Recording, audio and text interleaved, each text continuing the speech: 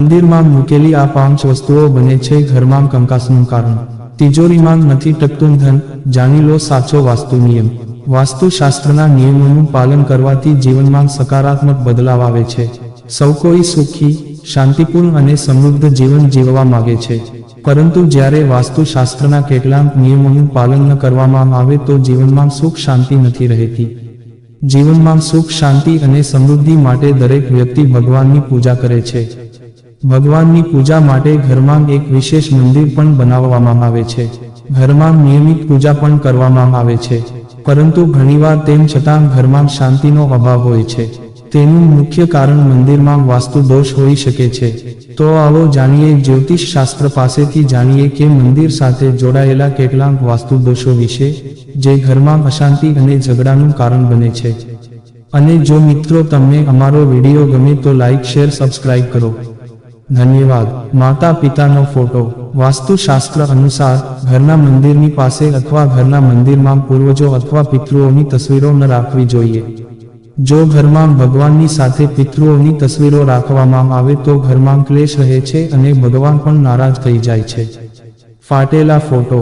જો તમારી પાસે ભગવાનની મૂર્તિ નથી અને તમે પૂજામાં ફોટો રાખો છો તો જૂના અથવા ફાટેલો ફોટોના સ્થાન પર નવો ફોટો રાખવો જોઈએ. ઘરમાં મંદિરમાં ભગવાનનો ફાટેલો ફોટો અથવા ફાટેલું ધાર્મિક પુસ્તક રાખવાથી પણ નકારાત્મક ઉર્જા વધે છે. તેવામાં ઘરમાં ઉદાસી છવાઈ રહે છે.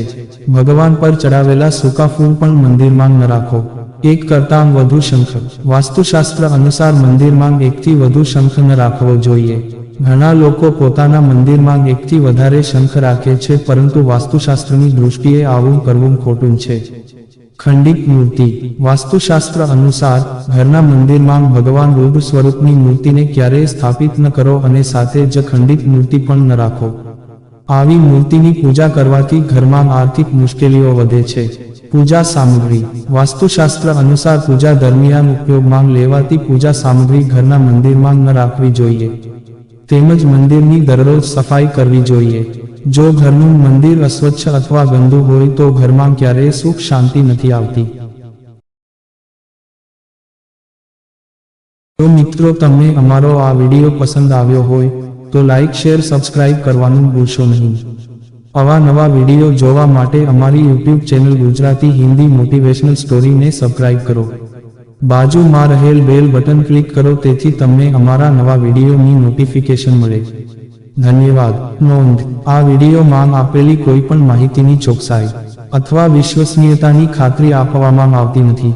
આ માહિતી જ્યોતિષ, પંચાંગ, માન્યતાઓ અથવા ધાર્મિક ગ્રંથો જેવા વિવિધ માધ્યમોમાંથી એકત્રિત કરવામાં આવી છે અને તમારી સમક્ષ રજૂ કરવામાં આવી છે. અમારો ઉદ્દેશ્ય માત્ર માહિતી પૂરી પાડવાનો છે. Gujarati Hindi motivational story YouTube channel તેની સત્યતા અને સિદ્ધ હોવાની અધિકૃતતા આપી શકતા નથી. કોઈ પણ રીતે તેનો ઉપયોગ કરતા પહેલા કૃપા કરીને સંબંધિત નિષ્ણાતની સલાહ અચૂક લેવી.